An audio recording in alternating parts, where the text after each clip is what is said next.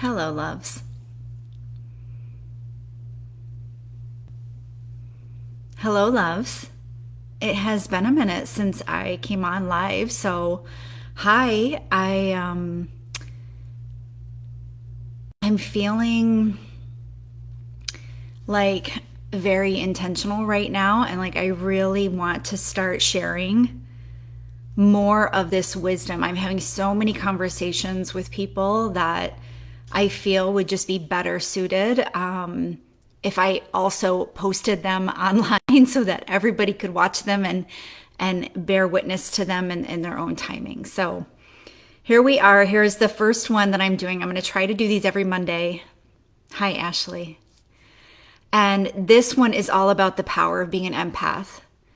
So being an empath is something that, some of us grow up conscious to, and some of us grow up building more awareness to. And I am the latter. And what I've noticed is that for those of us who have lived being an empath their whole life, being sensitive to that, and what I will say is that I used to experience being an empath without the awareness of it being that I was an empath, right? Like I could walk into spaces and my whole energy would shift and I didn't understand. I thought that something was wrong with me because I was empathic, because I was sensitive, because I could feel the energy around me in a way that was not protected, in a way that took over my energy. And that's not helpful. So that's what I want to talk a little bit about today is how we can be an empath in our power.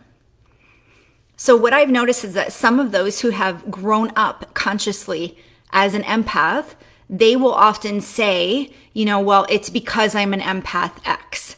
Or every time I walk into a space, I can't help but get messages and I'm bombarded and I feel overwhelmed and all of the things. And it's like when people grow up consciously empathic, I feel like there's not a lot of, at least in the people that I have met, there hasn't been a lot of discussion around how to do that in a healthy, protected way.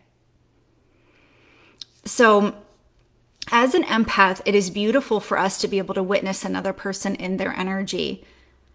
It is beautiful. That's the gift of being an empath, right? We can see into them. We can feel and sense their energy in such a beautiful, magical way, in a way that allows us to respond, to reflect back to them.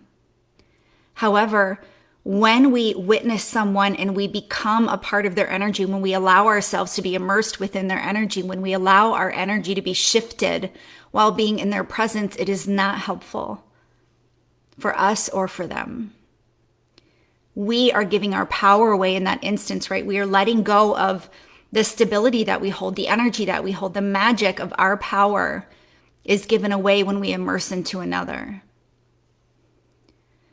And this goes for anyone really, like whether you identify with being an empath or not, when you are in contact with someone, in conversation, in a relationship with someone, if you feel like you lose parts of yourself around that other person, like you were having the best day, and the moment that they walk in and they're super anxious and angry about the world, now you're feeling anxious and angry. I want to first say that there's nothing wrong with you for feeling that way. However, there is a way for us to show up and be so supportive and able to hold the space in the presence of another with such beautiful integrity. Hi, Jennifer. So as an empath, there is a protection exercise, a protection and clearing exercise that I teach on my YouTube channel. It's something that I teach all the time whenever I go and host events. It is a very regular practice of mine. It is something that I learned from an 80-year-old mystic on the road in Oklahoma City. And I have been teaching it ever since. And so this exercise, what it does is, I'm not going to do it here today, but what it does is it literally will take you 5 minutes. And you will set up this, you connect into the earth, you connect into source, and then you really set up these protection bubbles around you. And these are protection bubbles in your aura. Hi, Jennifer. So what the intention is that we're holding this. There's a bubble that is about 4 foot around us that we're holding in protection. And this bubble gets to be for us and only us. And then there's a pink and white one outside of that. Those get to be where people come into our aura, where we can experience their energies, but we are not immersed in them. We still hold our energy within that purple. So it's something that I will link below this video here if you want to check that out. It is something I highly, highly recommend. As empaths, it's really important that we are protected, that our energy is cleared, because again, we walk around, I like to describe it as like we have this energetic capsule, right? That we all have. And throughout our lives, there are moments that create these imprints, that create these cords of energy that we start attaching with other people. We start interacting with them in a way that we get to learn such beautiful lessons from. And also those energies, those imprints become a part of us, a part of our expression in the world. Well, when we start to do this work so very intentionally, we can start to actually clear that space. We can start to actually open up our energetic capsule so that we have more access to us. We can start releasing those cords and healing those imprints that have landed for us in this lifetime, that in a way that is we can take the lesson and take our energy back. So many people are walking around this world like, I am overwhelmed. I literally don't have the capacity for one more thing. That is because that capsule has been filled. So much of this work in the beginning is really releasing and dismantling all of those attachments that we have so that we can come back to who we really are. And so as an empath, it's so important to be hyper aware of this.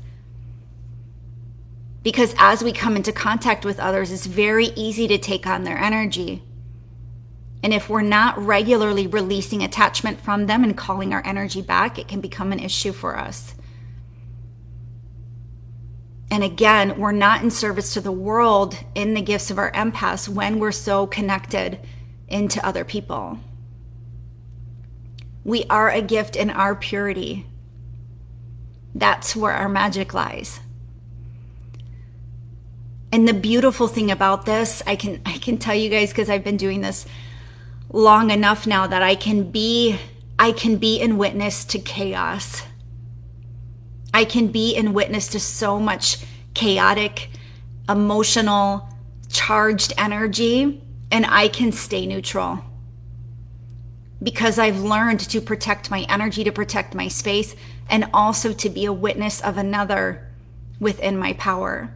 When I hold that presence, when I hold that neutral, like, this is my fucking space, this is who I am, and I can witness you no matter what you're going through and still hold my energy, that's where magic happens. That's where we can reflect and show others that there's another energy here. And you're not lost. You're not lost in your spiral. That grounding is so powerful in the witness of another. So that is really, like, I wanted to speak about being the witness, right? And the power of that. And then also holding space, right? And that we can hold the most magical space when we are connected to, like, this is my energy, this is what it feels like, and I am super aware of that environment, protective of it. I keep it clean. I am aware of it, and I know when there's a leak. And when there are leaks, guys, when you have, there's only so much energetic cord cutting we can do. If you're familiar with cord cutting, it's really just, if I were interacting with somebody in a room, and our energies start to merge together, a cord can be created there, right? It's a very unconscious thing a lot of times. Also, like when we were children and things happened in our lives that made an impression on us, that created an imprint in our energy. There's oftentimes a cord there as well. So a lot of times when people start doing this work and healing, they will just start unattaching from these cords, right? And they just go through these ceremonies. Some of them, like I remember when I first did it, I used to imagine that I was like a pirate, had a big pirate sword, and I would cut the cord, and then I was really visual, so I would see the cords coming back, and then I would build like a fortress so they couldn't get around it, and then I would see them start to come around the fortress, and I was very visual in that way. But you know what I learned is that when we just unattach from the cords, if we're not clearing the reason why it was allowed to be there in the first place, the cord is just going to continue to come back. And if you're new to this space, if you're new to the healing process, and cutting the cord is all you have access to right now, then that's also beautiful. And you get to just keep cutting the cord and keep cutting the cord, teaching your body, this is what it feels like to release another energy, to come back to me. That's also really beautiful. When we can start to heal the reason why I have the leak to begin with, that's when we really start to make that energetic aura around us that's just our container very, very potent and powerful and impenetrable. So let's talk a minute about unattaching. So a lot of this work, I want you guys to really think of it very simply.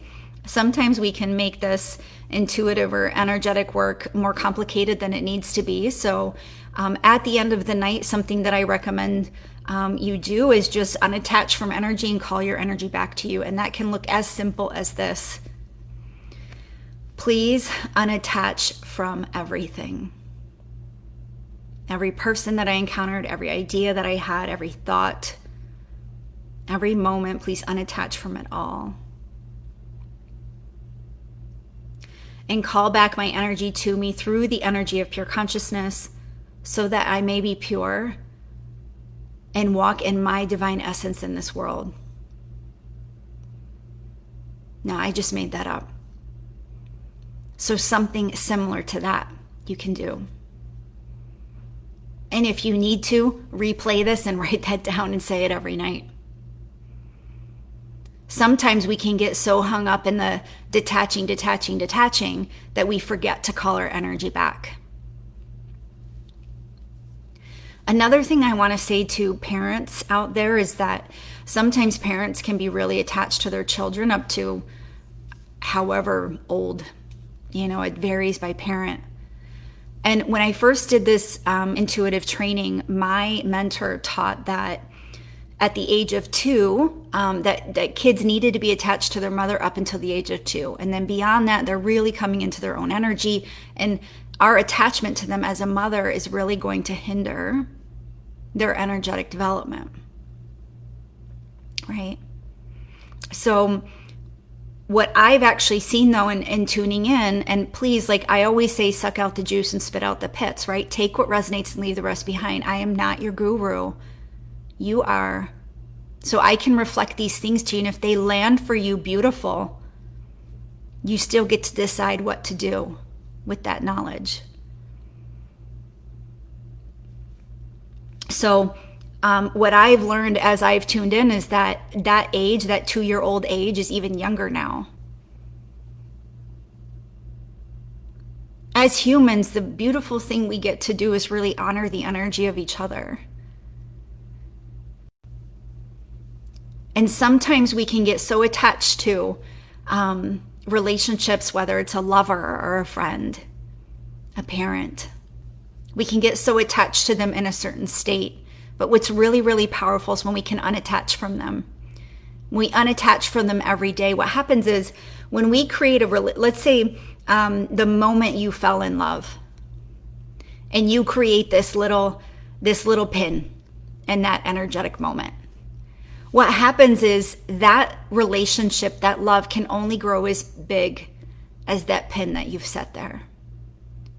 So when we unattach from things, when we get really used to just unattaching from everything, calling our energy back and allowing ourselves to step into the world, interacting with other humans, in their essence, in our essence, we are able to create and grow and evolve beautifully.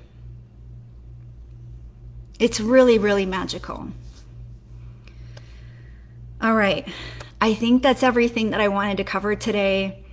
If you guys have questions, I want to start doing more of these lives and sharing more of my wisdom because, gosh, I've learned so much. I've been traveling now for 3 years and it's only progressed my journey that much faster. So I really want to come on and start sharing more of this. So if something comes to you, please message me, comment on the video, and I hope to see you soon.